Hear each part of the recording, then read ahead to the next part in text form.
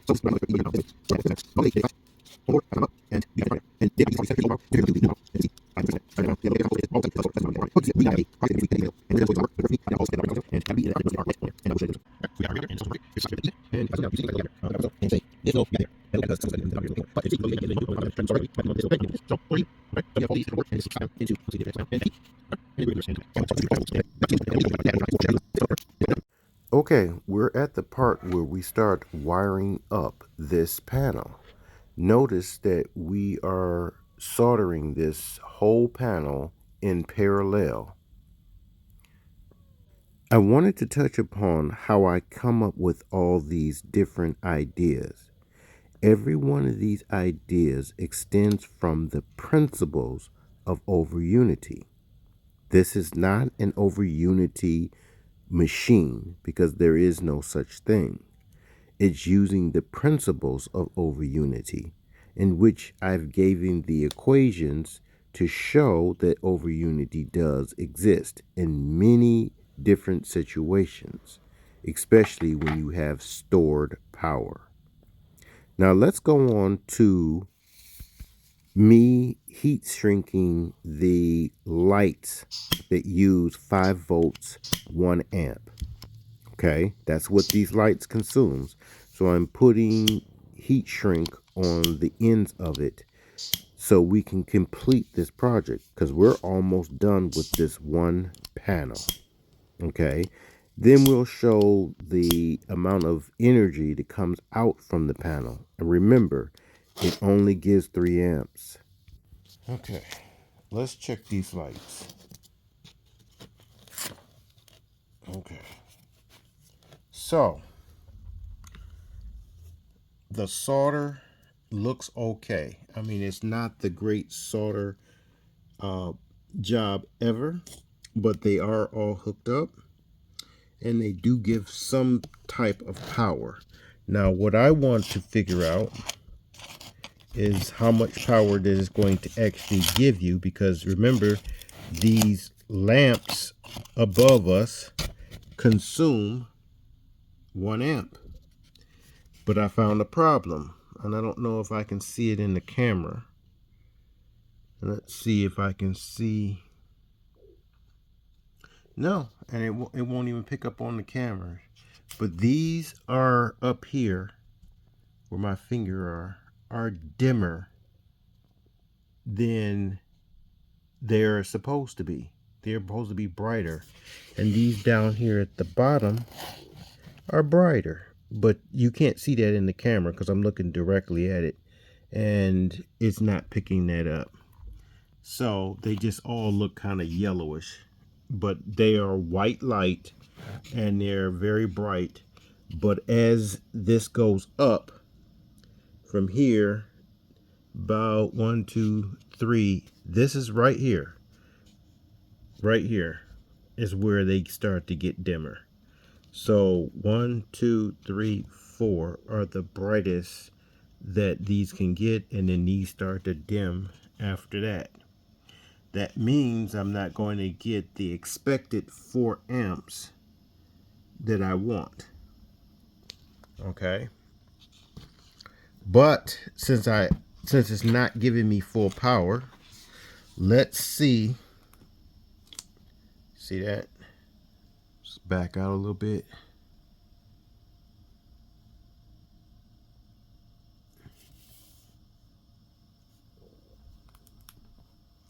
Okay.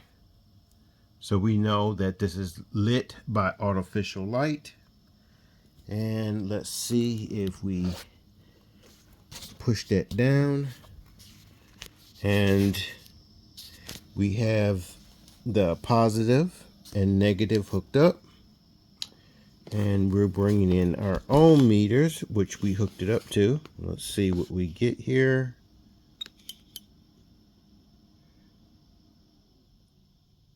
Oh, 3 amps. 3 amps. So those dim lights give us 3 amps. And this right here takes only 1 amp. So this is given 2 amps as full bat. And look, let's go up close so we can see that that says amp. Sorry about the glue on my thumbnail, but you see that says the full amp right there. That is an amp. So it's 3 amps. And I guess as we use the solar more and more, it may give a little bit better. But we was only supposed to get 4, and we got 3 due to the dim lights. And all I gotta do is change the lights out. That's the beautiful thing about this. That's the reason why I haven't covered this up. I made a cover to go over the top of it, but I want to be able to take out the lights and put in new lights when they start to dim. But this is good. 3 amps is very good. This is a successful project. It means that if you looked at the original one, that we actually got better power because we only got 2 amps out of the original one, and we had to have 2 solars. We have 1 and we gotten 3. So again, let's look at that. See that over there? Okay, so artificial light, okay, over solar, and we've wired it all in parallel. The wiring, which I'll show some other pictures. I think I can get some pictures up here. But the whole point is this is all done in parallel. It's only supposed to give amps. That's what this is supposed to do. And it gave out 3 amps as we seen. And let's show that again. There's 3 amps. Okay. I wanted to make sure it's settled. So it's settled at 3 amps. That is very good. Okay. So we got a successful project here. Okay. Thanks for watching. Okay. We have the old solar cell ran by artificial light. Let's lay it down and let's zoom back out and let's look at the specs. So the old one, and let me get my pen here, says right here around 1.15 amps. And it says open circuit or optional open circuit, about 1.15 amps. Okay, and then it says 17.4 volts. Okay, so we got those specs. Everybody can see this. This is only 20 watts. So let's see if we test ours, if we get anything better than this. Okay, we're about to do our initial test here. I made this many years ago, and I was waiting for it to dry. It's coming loose on me already. So let's see if we can get this tested before it falls apart on us. But this is what we get our votes from. So let's see if we can get it tested and get a reading off of it. Okay, I just wired up this and I put the light down. I didn't glue it. I just stamped it down and I ripped up an old light. So it's not going to stay down, but I didn't need to get it stayed down. I just needed to be long enough to get my measurement done. So the out is the positive and negative wire right there.